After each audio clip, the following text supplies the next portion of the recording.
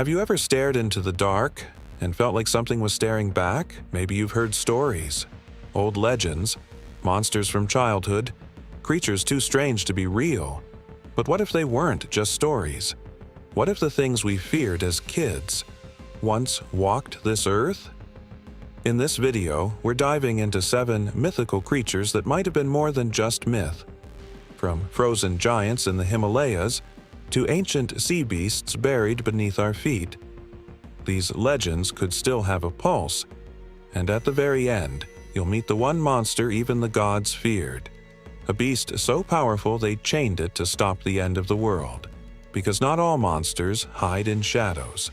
Some are just waiting to break free. El Grand Maja. In the dense jungles of South America, people whisper, not the wind kind of whisper, but stories passed down quietly, face to face. They speak of a serpent so massive, it doesn't slither, it moves the ground beneath it. They call it El Grand Maja, the Great Maja. A snake said to be over 40 feet long, thick as a tree trunk, eyes glowing like lanterns in the dark, and a hiss so loud it stops the jungle cold. Locals talk about crops flattened overnight, riverbanks collapsing without warning, entire herds of goats gone. No blood, no drag marks, just silence.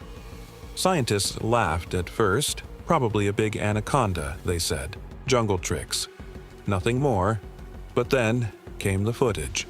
In 2019, a drone flew over a remote stretch of river. It captured something moving in the water, not drifting, not floating, swimming, with power. A thick, long shape, gliding just beneath the surface. No ripples, no sound. Could it have been a log? Maybe. A trick of light? Possibly. But when they flew the drone back the next day, the shape was gone. And so were 2 goats from a nearby village. That would be strange on its own. But here's the part that chills people. No signs of a struggle, no prints, no broken branches, nothing. As if the jungle itself swallowed them. Was it El Grand Maja or something older? Something that doesn't need to be seen to hunt? Because if creatures like this still exist, able to reshape land, silence sound, and vanish without a trace, then what else might be hiding?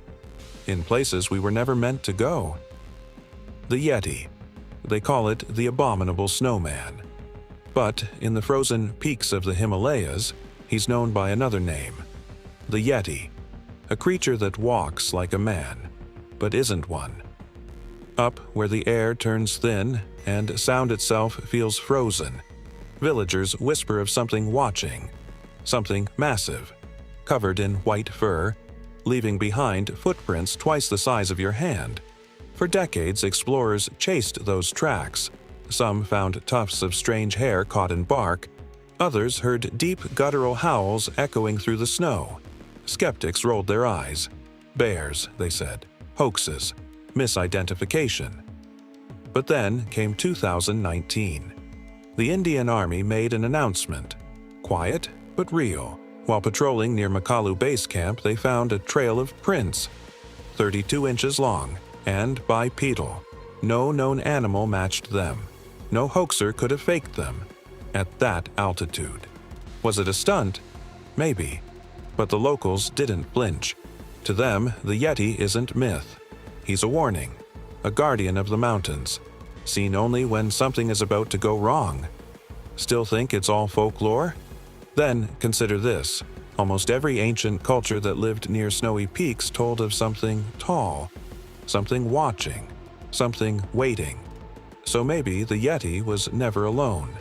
Maybe creatures like him, once feared, then forgotten, are still clinging to the edges of our world.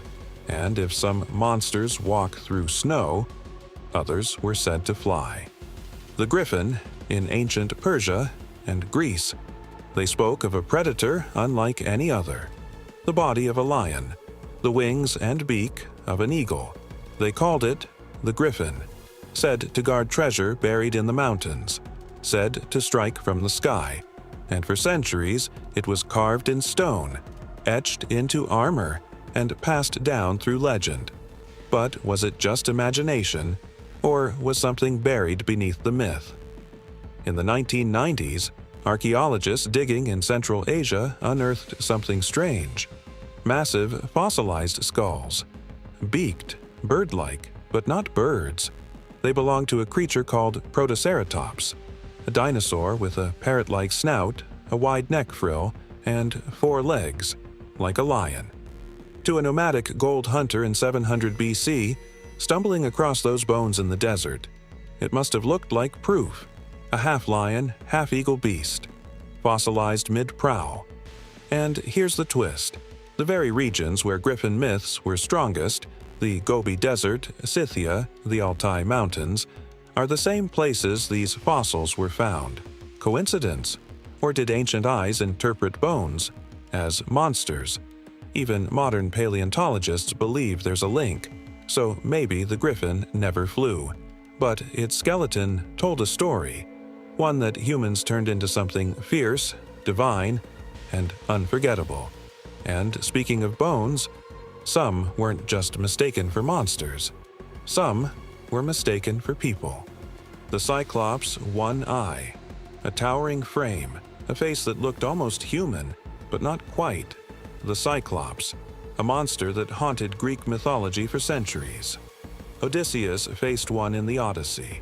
Island legends placed them deep in caves, feeding on sheep and men. But what if it wasn't pure fiction? What if the ancient Greeks really did find the skull of a giant? On islands like Crete and Sicily, locals have uncovered strange bones for generations. Enormous skulls, wide, domed, and right in the center, a single gaping hole. To early eyes it looked obvious, a one-eyed giant. But modern science tells a different story. These weren't giants, they were elephants. Dwarf elephants that once roamed the islands during the Ice Age. And that hole? Not an eye socket, but the cavity for a trunk. To someone in 800 BC who had never seen an elephant, dead or alive, it must have been terrifying. Bones the size of a man, a skull with a single dark socket. No wonder the myth was born. But here's what's strange. These skulls weren't rare. They were found near homes, near temples, seen not once, but often. So maybe the Cyclops wasn't a fantasy. Maybe it was a misunderstanding. And if ancient giants were born from misread bones, then how many other monsters were born not from what we saw, but from what we heard? The banshee. In the misty hills of Ireland, there's a sound that chills even the bravest hearts. A cry. Not human, not animal, just grief.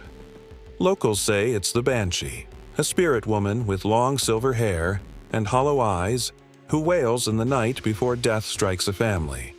For generations, the same tale repeats. Someone hears the cry, and by morning, someone is gone. No blood, no violence, just silence and sorrow. To outsiders, it's superstition, grief turned into myth. But science is beginning to catch up. Recent research into sleep paralysis, auditory hallucinations, and cultural memory suggests something deeper. Many encounters happen at night, when the brain floats between sleep and wakefulness. And in that fog, the mind fills in the blanks, sometimes with terrifying detail. But here's what makes it stranger.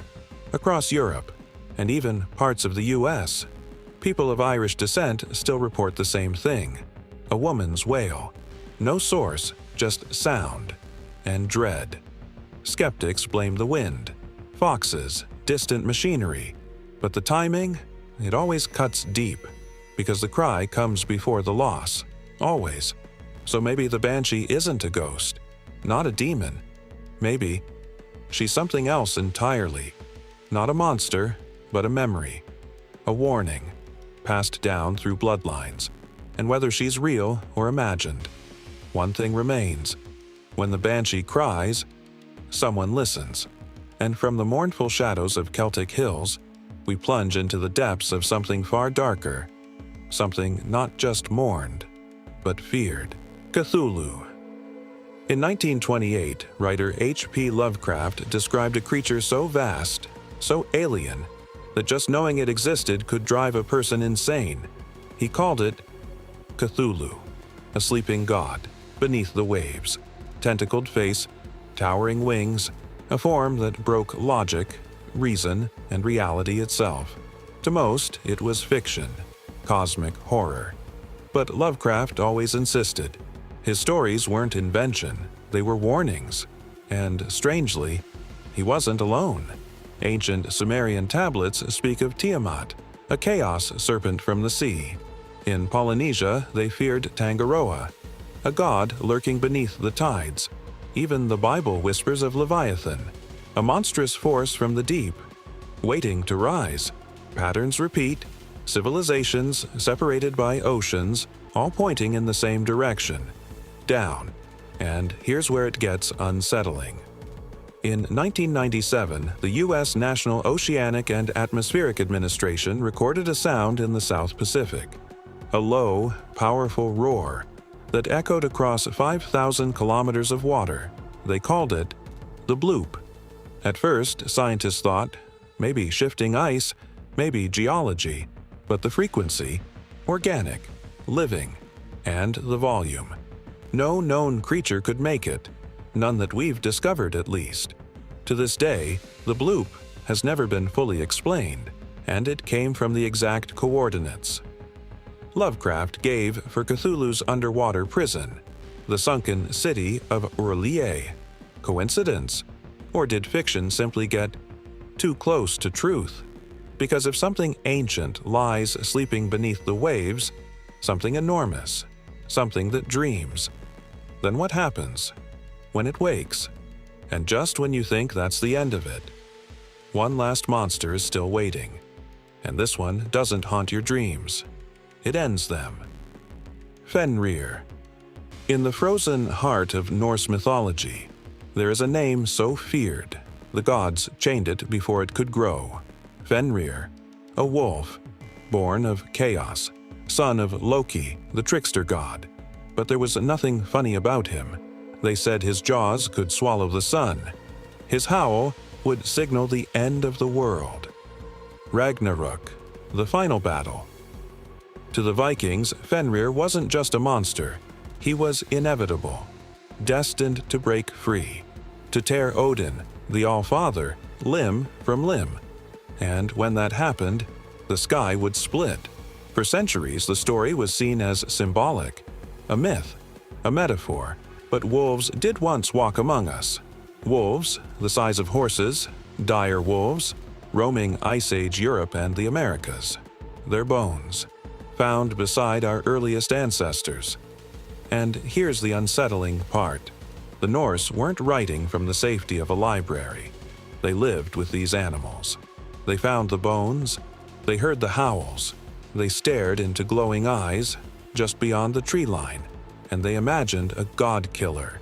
Maybe they weren't far off, because fear doesn't invent monsters from nothing. It exaggerates something already real, something we couldn't defeat. So what if Fenrir wasn't prophecy? What if it was memory, a warning passed down in myth of a beast that once ruled the earth? And if it happened before, who's to say it can't happen again?